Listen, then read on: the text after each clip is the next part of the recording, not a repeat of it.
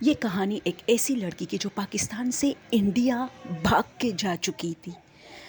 اب آپ لوگوں کے ذہن میں کچھ بھی آئے گا، لیکن میں آپ لوگ کو بتاؤں، بہت ہی معصوم سی لڑکی جس کی عمر 33-34 ایج تھا، اس کی شادی 28 سال کی ایج میں ہو گئی، اور اس کے آئی تھنک کہ 3 بچے ہو گئے تھے 4-5 سال میں، یعنی جلدی جلدی انہوں نے بچوں کا وہ کیا تھا، اور پھر اپنے ہسبینڈ سے تعلقات خراب ہونے کے باعث اسے ڈائیورس ملی۔ دوستو، یہ ایک پشتو اسپیکنگ لڑکی تھی جس کو ڈائیورس ملا، اور پشتو اسپیکنگ جو سوسائٹی ہوتی ہے اس میں ڈائیورس ایک بہت بڑا بوجھ اور دبا ہوتا ہے، یعنی وہ کسی بھی حال میں اپنی بیوی کو طلاق نہیں دیتے پشتون لوگ، اور نہ وہ عورت جو پٹھان ہو پشتو اسپیکنگ ہو وہ لیتی ہے طلاق، کبھی نہیں لیتی، چاہے کتنی ہی اس کے حالات خراب نہ ہوں اور جھگڑے وغیرہ نہ ہو، لیکن وہ اپنے بچوں کے لیے برداشت کرتے۔ لیکن پتہ نہیں ایسا کیا ہوا، یا تو ایڈوانزم جو مطلب آج کل جو ماڈرنزم ہے اسی کی وجہ سے اب لوگوں کی سوچ بدل چکے ہیں، تو وہ دونوں بہت لڑتے تھے، اور ایک دن لڑتے لڑتے ان کی طلاق ہو گئی۔ بہت ہی ہارر سٹوری ہے، بہت ہی سسپینس سے بھرا اور بہت ہی لو سٹوری۔ اب یہ گھر میں تھی تو ان کے امی ابو اس کو کہتے تھے کہ کیوں نہ تم اپنی تعلیم جاری رکھو، کیونکہ اب تو تمہارے حالات بھی ایسے ہیں، اور ویسے بھی پشتون سوسائٹی میں یہ بات بھی ہوتی ہے کہ جب کسی لڑکی کو ڈائیورس ملتی ہے تو ان کی دوسری شادی ناممکن حد تک نہیں ہوتی۔ تو ایسا ہوتا ہے کہ وہ لڑکی چاہتی بھی نہیں تھی کہ وہ شادی کرے، وہ کیا کرتی ہے کہ اپنا تعلیم جاری رکھتی ہے، لیکن ایک دن ایک نیوز پیپر میں اس کو ایک اشتہار ملتی ہے، اور اس کی ایک فرینڈ اسے بتاتی ہے، وہ ایک اسکول میں ٹیچنگ کرتی ہے، تو وہ دونوں جاتی ہے، تو وہ اس کو بتاتی ہے کہ یہ ایک کمپنی ہے اور اس کو مطلب چاہیے جاب کے لیے، لیکن لڑکے چاہیے، اور یہ جاب پتہ نہیں اتنی زیادہ نہیں تھی، بس رائٹنگ کی تھی، کچھ رائٹر وغیرہ کے لیے تھی، لیکن یہ انڈیا والوں کے لیے تھی۔ پتہ نہیں اس کو یہ اشتہار کہاں سے ملا تھا، تو یہ لڑکی اس کو فون کرتی ہے اور ان کو بتاتی ہے کہ میں یہ جاب کرنا چاہتی ہوں۔ تو یہ جو کمپنی کی مالکن تھی وہ عورت تھی، اور وہ اس کو کہتی ہے کہ ٹھیک ہے، اس لڑکی کی ان سے مطلب ایک ایڈریس کے ذریعے اس سے رابطہ ہو جاتا ہے جو اس نے دیا ہوتا ہے، اور پھر وہ عورت اس سے کال پہ بات کر کے کہتی ہے ٹھیک ہے تم آ سکتی ہو۔ اسی طرح کچھ پروسیس کرنے کے بعد یہ اپنے گھر سے کسی بھی طریقے سے، چاہے بھاگ کے، چاہے پرمیشن لے کے، اس بات کا کوئی ذکر نہیں، یہ چلی جاتی ہے، لیکن سٹوری میں آگے بتایا جاتا ہے کہ یہ اپنے گھر والوں سے کبھی رابطہ نہیں کرتی، تو اس لیے میرے ذہن میں ہے کہ شاید یہ بھاگ گئی تھی، کیونکہ یہ حالات سے تنگ آ چکی تھی۔ اس کے بچے اس کے شوہر کے پاس ہوتے، کبھی کبھار یہ ان سے ملتی بھی تھی، لیکن اب بھاگنے کے بعد یہ صرف ان سے فون پہ بات کرتی ہے۔ آگے جاتے ہیں انڈیا۔ اب سٹوری انڈیا میں شروع ہوتی، یہ جس عورت کے ساتھ تھی وہ اس پر کافی مہربان تھی، کیونکہ انہیں پتہ تھا کہ یہ ایک ڈائیورس گرل ہے، بہت معصوم ہے، پشتو اسپیکنگ لوگ ویسے بھی بہت معصوم ہوتے ہیں، بہت کیئرفل تھے اپنے کام کے ساتھ، بہت دیانتداری سے وہ جو ہے کرتی تھی، اور اسی طرح اس نے اس کو اپنے گھر میں ہی ایک کمرہ دیا ہوتا ہے جہاں پر یہ لڑکی اس کے ساتھ رہتی، اس کو ہوٹل وغیرہ کے جھنجھٹ سے چھٹکارا تھا۔ اب ایک لڑکا جو بہت امیر کبیر باپ کا بیٹا ہوتا ہے، ایک سمجھو کہ ایک سیلیبریٹی کے طور پر میں بتاؤں آپ لوگوں کو، وہ اس لڑکی پر مر مٹتا ہے، وہ اس سے محبت کرنے لگتا ہے، لیکن یہ لڑکا پہلے تو شرماتا ہے، اور پھر آہستہ آہستہ اس کے کان میں یہ بات ڈالی جاتی ہے کہ یہ لڑکا تم سے محبت کرتا ہے، لیکن یہ انکار کرتی ہے۔ اب اس کی انکار کی وجہ اس کے 3 بچے تھے، اور یہ شرماتی تھی، یہ لوگوں سے یہ نہیں کہتی تھی کہ وہ شادی شدہ بھی ہے، ڈائیورسڈ بھی ہے، اور اس کے 3 بچے بھی ہیں، اس کو اس بات پر بہت شرم آتی تھی، کیونکہ میں نے پہلے بتایا کہ وہ ایسی سوسائٹی سے تعلق رکھتی ہے جہاں پر یہ چیز بہت عجیب لگتی تھی۔ اب یہ بیچاری جو ہے اس لڑکے کو بار بار انکار، اس کو غصہ آتا ہے، وہ ایک پشتو اسپیکنگ لڑکی تھی، وہ باقاعدہ نقاب کرتی تھی، یہ لڑکا ڈائریکٹ آ جاتا تھا اس کے مطلب جہاں پر وہ کام کرتی تھی، کوئی کیپے وغیرہ یا جہاں پر بھی تھی، یا رائٹر وغیرہ، لیکن اس کو غصہ آتا تھا، وہ اس کو منع کرتی تھی کہ وہ اتنا بڑا مطلب ایک بہت بڑی سیلیبریٹی یا بیٹا ہے، یا ایک بہت بڑا سیلیبریٹی ہے، بہت امیر کبیر ہے، اس کو کوئی بھی خوبصورت اچھی پیاری سی بہت سٹیٹس میں بڑی لڑکی مل سکتی ہے، کیونکہ وہ خود ایک مڈل کلاس لڑکی تھی، اور اس کے پاس پیسوں کی کمی، ہر چیز کی کمی تھی، اور دوسری بات کہ اس کی شادی ایک بار ہوئی تھی، تو وہ لڑکی اسے سمجھا رہی تھی کہ تمہارے گھر والے مجھے کبھی ایکسیپٹ نہیں کرے گا، اور تم بھی 2-3 دن مطلب تمہارا ایک نشہ ہوگا، اور اس کے بعد سب کچھ ختم۔ اب دونوں میں کافی تو میں شروع ہو جاتی. لڑکا زبردستی اس کے پیچھے پڑا تھا، جو کہ لڑکی کسی بھی بات کے لیے تیار نہیں تھی. وہ کہتی تھی مجھے شادی کرنی ہی نہیں ہے، اور تم سے تو بالکل نہیں کروں گی، کیونکہ وہ لڑکا ان سے ایج میں 3-4 سال چھوٹا بھی تھا. تو یہ کوئی میٹر تو نہیں کرتا، لیکن پھر بھی وہ بہت ساری وجوہات کی بنا پر اس لڑکے کو ریجیکٹ کرتی تھی. یہ بات اس کی مالکن کے کان میں پڑ جاتی، اور وہ اس کو سمجھاتی کہ یار تمہیں ایک اچھا رشتہ مل رہا ہے، ایک بہت بڑے سیلیبریٹی کا بیٹا یا سیلیبریٹی جو بھی تھا، یار تم ایکسیپٹ کرو، تم خوش رہو گی، تمہاری زندگی میں بہار آ جائے گا. لیکن وہ منع کرتی تھی اور اسے کہتی تھی میں اپنی زندگی اکیلا جو ہے گزارنا چاہتی ہوں. جو پہلے شادی کی تھی وہ کافی تھی مجھے، اور نہیں، کیونکہ جو پہلے کی تھی وہ بھی لو میرج تھی، اور ہم دونوں ایک دوسرے سے محبت کرتے. اور یہ تو پھر بھی چلو ایک بہت بڑا آدمی، وہ تو اتنا بڑا آدمی نہیں تھا، اس نے پھر بھی میرے ساتھ جھگڑے وغیرہ سب کچھ، اور بات ختم. یہ تو ایک سیکنڈ میں دیر نہیں لگائے گا مجھے چھوڑنے میں. یہ ساری چیزیں یعنی ایک بار پھر سے میں کھونے کے ڈر سے ڈرتی ہوں. ٹھیک ہے، خیر اس کی بات بھی اپنی جگہ سے ہی تھی، لیکن لڑکا دیوانگی کی حد تک جا چکا تھا دوستو. وہ نہیں سمجھ رہا تھا، وہ نہیں سنبھل رہا تھا. ان کی فیملی کو پتہ چل جاتی ہے، روڈ ہر جگہ پر تماشے شروع ہو جاتے. جہاں یہ لڑکی ہوتی ہے وہ لڑکا تماشا اس کو بناتا ہے، سب کے سامنے اس کو ہاتھ سے پکڑ کے اپنے بہت بڑے لینڈ کروزر جیسے نما گاڑی میں بٹھا کے ایک سائڈ پہ لے کے جاتا تھا. اسے سمجھاتا تھا کہ اگر میں چاہتا تو تمہیں مطلب زبردستی کر سکتا تھا، لیکن میں نہیں چاہتا، کیونکہ مجھے پتہ ہے تم ایک باعزت گھرانے سے تعلق رکھتے ہو، تم ایک عزت دار لڑکی ہو، تم نہیں چاہتی کہ کوئی غیر مرد تمہیں ٹچ کرے. تم صرف اپنے ہسبینڈ تک محدود تھی، جو کہ اب نہیں ہے، ڈائیورس ہو چکا ہے. اس کے بعد تم نے کسی سے کوئی دل لگی نہیں کی، کوئی بوائے فرینڈ نہیں ہے. یعنی کہ پٹھانوں کی تو زندگی میں بوائے فرینڈ کا کوئی وجود ہی نہیں ہے. یہ سب چیزیں مجھے پسند ہے، اور میں تمہاری طرف اسی وجہ سے اٹریکٹ ہوں، کیونکہ آج تک میری زندگی میں جتنی لڑکیاں آئی ہیں سب کے سب نشہ آور اور پتہ نہیں کیا کیا بہت سارے مردوں کے ساتھ ان کے تعلقات. تو میں تمہیں انٹرسٹ ہوں، میں ایک فیملی بنانا چاہتا ہوں اپنا، اور مجھے تم ہی چاہیے تھی.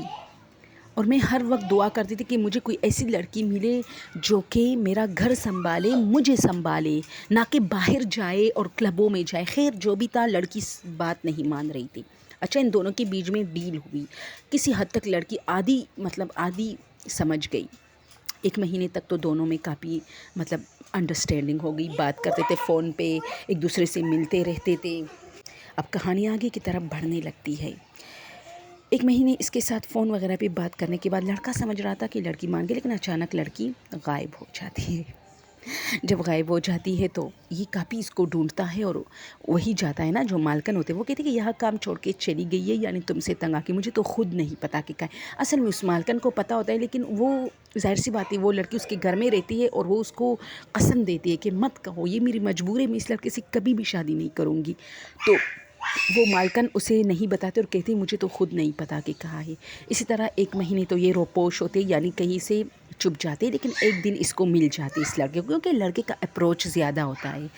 وہ اس کو ایک تھپڑ بھی رسید کرتا ہے، اور اس کو زبردستی سمجھاتا ہے کہ دیکھو اپنی زندگی بھی خراب کر رہی ہو. اکیلے رہنا انڈیا میں مشکل کام ہے، اور ساری زندگی تو ہر کنٹری میں مشکل کام ہے اکیلا رہنا.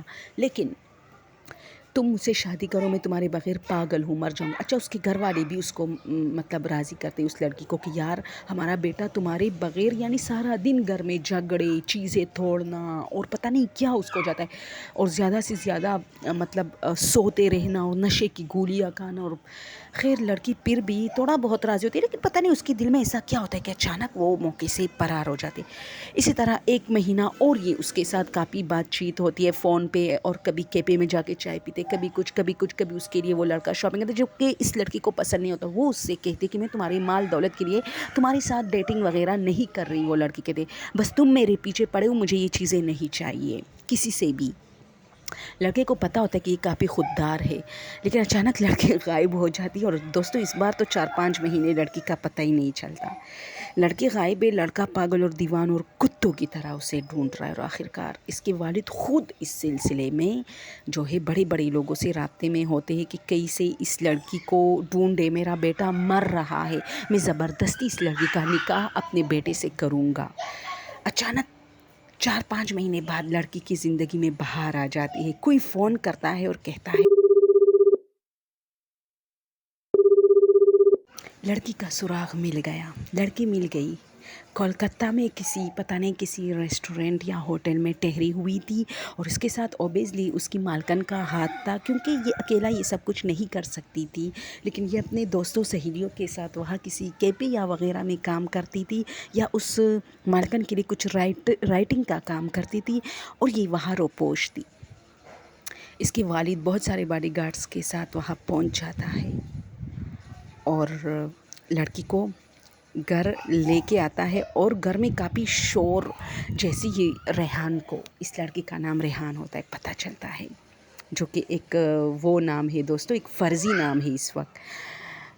तो रेहान को पता चलता है और वो भाग भाग के अपनी गाड़ी में बैठना चाहता है, लेकिन नौकर उसे मना करते कि उसके वालिद ने मना किया है कि वो नहीं आए। और इसी तरह बहुत ही टाइम बाद मुंबई गाड़ी पहुंच जाती है, यानी पता नहीं कलकत्ता मुंबई से कितनी दूर है, मुझे तो नहीं पता, लेकिन कलकत्ता से मुंबई आते हुए कहती कि बहुत सा टाइम के बाद, बहुत मतलब 6-7 घंटे या 10 या 11 जो भी था, मुंबई पहुंचती है। और जैसे घर के अंदर एंटर होते हैं, लड़की का गुस्सा तो 7वें आसमान पर था, क्योंकि इसने हामी भरी थी कि अब वो गायब नहीं होगी, और इससे मतलब थोड़ा बहुत ख़ुद को समझाने के बाद इससे निकाह कर ली गई। और इसी दौरान उसने पैकिंग करके वहाँ से भाग इख्तियार की।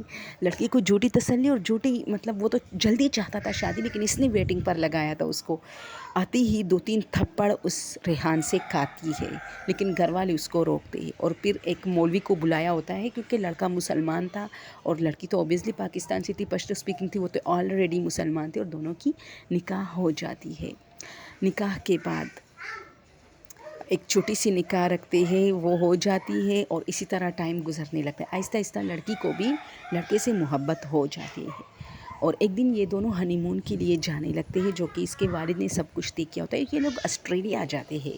वहाँ जाने के बाद एक होटल में ठहरते हैं, और सारा दिन ये घूमते फिरते हैं, मज़े करते हैं। लेकिन जैसे उस कमरे में आती, इस लड़की के चेहरे पर उदासी छा जाती है। ये लड़का उसको कहता है, रेहान, कि समरा तुम उदास क्यों होती हो? तो वो कहती है कि ये जो कमरे में पेंटिंग लगी है, तुम्हें नहीं लगता ये पेंटिंग ऐसी है जैसे हमें देख रही हो?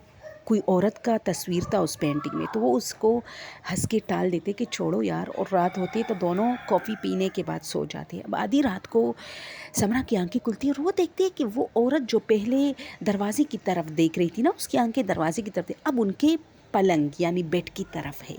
तो वो चीख के उसको, रेहान को उठाती है कि तुम देखो ये पिक्चर कुछ अजीब है, लेकिन वो उसको देख के हंस पड़ता है कि तुम पागल हो गई हो, उसकी आंखें क्यों घूमेगी, वो सिर्फ महज एक पिक्चर है, एक तस्वीर है, एक पेंटिंग है बस, और ये तुम्हें लग रहा है। फिर दोनों सो जाते हैं, और इस बार रेहान उसको अपने बाहों में लेके उस पर गिरफ्त मजबूत करके सो जाते हैं। थोड़ी देर में ताज़ा हवा जो खिड़की में आ रही होती है, उसमें फूलों की खुशबू आ रही होती है, तो ये चीज़ें इसको बहुत मज़ा देती है, क्योंकि जो लड़की थी समरा, ये पहली बार ये चीज़ें देख रही है, क्योंकि ये एक मिडिल क्लास फैमिली से ताल्लुक़ है। इसने कभी ऑस्ट्रेलिया वगैरह कोई अच्छा सा रेस्टोरेंट कुछ भी नहीं देखा था अपनी ज़िंदगी में। लेकिन अचानक इसकी आंखें खुलती है। अब वो जो पेंटिंग थी, अब वो जो है नहीं है, बल्कि ना नहीं, पेंटिंग मौजूद है, लेकिन कोई कोने में वही औरत है जो पेंटिंग में थी। तो जैसी ही ये सिमरा चीखने लगती है ना, तो वो औरत हाथ उस वो कोने में होती है, लेकिन जैसे ही वो हाथ उठाती है, उसकी हाथ सिमरन के माथे तक पहुंच जाती है, और वो सिमरन के माथे पे हाथ रखती है, जिससे सिमरन गूंगी हो जाती है, मतलब वो कुछ कह नहीं पाती। और वो चाहते कि वो रेहान को उठाए, वो अपने हाथ पाँव बहुत हिल रही थी, लेकिन ऐसा कुछ नहीं हो रहा था। और अचानक इसके डिस्टर्बेंस की वजह से रेहान की आंख खुलती है, और जैसे रेहान की आंख खुलती है तो इसकी आवाज़ अचानक एक झटके से निकलती है, रेहान। वो कहता है क्या हुआ? तो ये देखते ही उस कोने में अब कुछ नहीं है, लेकिन ये बिल्कुल एक मुर्दा जिस्म जैसी हुई है ये लड़की। और रेहान काफ़ी घबरा जाता है और उठ के जल्दी लाइट ऑन करता है, क्योंकि वो यार अपनी बीवी से बेतहाशा मोहब्बत करता था। और वैसे मैंने बहुत ज़्यादा ये नोट किया है कि अगर रात को किसी बीवी को डर भी लगे तो शोहर इतना ज़हमत नहीं करता कि वो उठ के लाइट ऑन करे, वो कहता है कुछ नहीं है, सो जाओ। लेकिन रेहान चिल्लांग लगा के, एक जंप लगा के बेड से और लाइट ऑन करके कहता है क्या हुआ यार, तुम इतनी घबराए? और वो उसी कोने में जाके देखता है, लेकिन वहाँ कुछ नहीं होता, लेकिन सिमरन की आंखों से आंसू बह रहे और अब वो कुछ नहीं कह रही। तो रेहान वापस आके उसको अपने गले लगा के, उसको अपने बाहों में छुपा के लाइट ऑफ करके सो जाता है। अब सुबह हो जाती है, صبح کی روشنی جیسے کمرے میں پھیلتی ہے، سمرن کی خوشی کی انتہا نہیں رہتی، کیونکہ وہ ڈر چکی تھی، وہ صبح چاہتی تھی لیکن صبح نہیں ہو رہی تھی، اور ایسے رات میں ہمیشہ رات بہت لمبی ہو جاتی ہے، ویسے رات لمبی نہیں ہوتی لیکن وہ چیز اتنا، وہ لمحہ اتنا کڑوا ہوتا ہے کہ مطلب وہ زیادہ طویل لگنے لگتا ہے۔ تو سمرن جلدی اٹھ کے ان سے کہتی ہے، اچھا پہلے تو وہ دونوں تھوڑا رومانس کرتے ہیں، ریحان اس کو نہیں چھوڑتا اور وہ جاتی ہے واش روم میں، تو ریحان اس کو پکڑ کے دوبارہ بیڈ میں گرا دیتی ہے اور اس سے پیار ویار کرنا شروع کرتا ہے۔ تو وہ اسے کہتے ہیں یار چھوڑو مجھے واش روم جانا ہے، اور آج ہم، ریحان اسے کہتا ہے تم جلدی تیار ہو جاؤ اور کافی وغیرہ بھی تیار کرو، ہم جلدی تیار ہوں گے اور سارا دن آسٹریلیا کے مطلب روڈوں پر اور بازاروں میں گھومیں گے پھریں گے، مال میں جائیں گے، تمہارے لیے بہت ساری چیزیں لوں گا، تمہیں جو جو زندگی میں پسند تھا وہ ساری چیزیں لے لو۔ وہ ہنس جاتی ہے اور جیسے ہی واش روم جانے کے بعد مطلب کپڑے وغیرہ چینج کر کے واپس آتی ہے، اور اسی طرح یہ بیٹھ جاتی ہے، کچھ کافی وغیرہ بناتی ہے، اور پھر ریحان بھی باہر آتا ہے واش روم سے منہ ہاتھ دھو کے اور کپڑے چینج کر کے، لیکن وہ ان سے کہتا ہے کہ تم رات کو بہت ڈسٹرب تھی۔ تو وہ کہتی ہے کہ ریحان وہ جو پینٹنگ تھی، جیسے یہ اپنا ہاتھ پینٹنگ کی طرف کرتی ہے نا، وہ جو پینٹنگ تھی، تو ان دونوں کی چیخ نکلتی ہے دوستو۔ اب تو میں چاہتی ہوں کہ یہاں سٹاپ ہو جاؤں کیونکہ وہاں پینٹنگ موجود ہی نہیں ہوتی۔ دونوں ایک دوسرے کی طرف دیکھنے لگتے ہیں اور ریحان اسے کہتا ہے یہ کس نے، تم نے ہٹایا ہے؟ وہ کہتی میں نے تو، میرا تو ہاتھ اس تک نہیں پہنچ رہا تھا۔ تو ریحان اسے کہتی جلدی جلدی بیگ پیک کرو، کیونکہ رات والی کہانی کے بعد جو کہ ریحان کو تھوڑا شک ہوا تھا اس پینٹنگ کے آنکھوں پہ، کیونکہ واقعی وہ ایک ٹائم میں جب ہم اندر آئی تھی تو وہ دروازے کی طرف دیکھ رہی تھی اور اچھا پینٹنگ تھا، لیکن رات کو اس کی آنکھیں بہت پرے اسرار تھی اور وہ ہماری طرف دیکھ رہی تھی، لیکن اس نے یہ بات سمرا کو نہیں بتائی تھی۔ تو دوستو اب یہ دونوں جلدی جلدی بیگ تیار کر کے اور کافی اسی جگہ پہ چھوڑ کے اپنے جو مطلب بس ایک بیگ ہوتا ہے ان دونوں کے پاس، اور ان کے کپڑے ان لوگوں نے نکالے بھی نہیں تھے، ابھی ڈائریکٹ نکلتے ہیں۔ اب مجھے بتائیے یہ دونوں اس ہوٹل سے نکل پائیں گے یا نہیں، اور پینٹنگ کہاں غائب ہوئی تھی؟ کمنٹ میں ضرور بتائیں کہ اگلا حصہ میں آپ کی خدمت میں پیش کروں یا نہیں۔ تب تک کے لیے تھینک یو سو مچ۔